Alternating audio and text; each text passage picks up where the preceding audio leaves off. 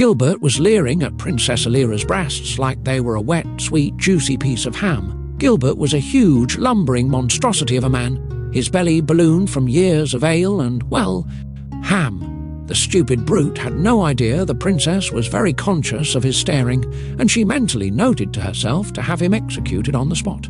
To Gilbert's defence, Alira's breasts were literally magnificent. They were way too big. She must have sported a G-cup, yet her frame was quite slender. Ew, she thought. Just thinking about what he's thinking is giving me the chills.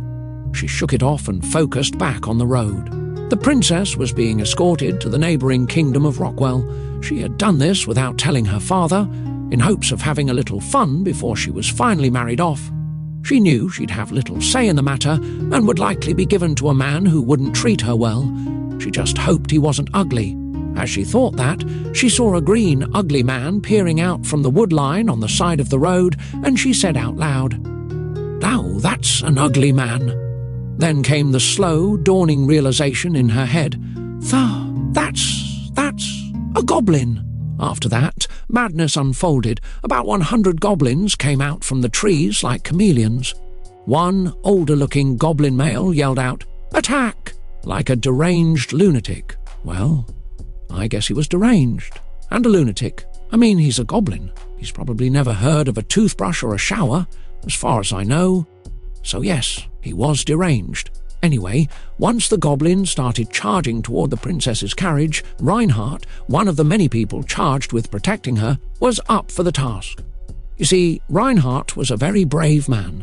Some might say too brave. Reinhardt charged out into the swarm of goblins, swinging heavyweight strikes into the chests and necks of the green, vile monsters.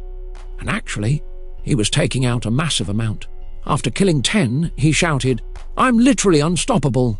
But right as he said those words, as if some divine force had heard him and wanted to spite him, he was killed. Instantly, a goblin had stabbed him in the nape of the neck. Seeing this, the rest of the princess's soldiers finally got into a strategic position. Reinhardt's death reminded them just how fragile their lives really were. Gilbert took the point, as the formidable, massive warrior he was. With him still alive, everyone, including the princess, felt relatively safe. Close behind Gilbert was Timmy. Timmy was a timid warrior who really had no business being out there. Truly a case of a man who had slipped through the cracks and shouldn't be anywhere near a battlefield. Honestly, Timmy should have been working as a nursing home attendant, or some shit. Timmy was ashamed of the small man he was, and even more ashamed of the small penis he had, for some reason.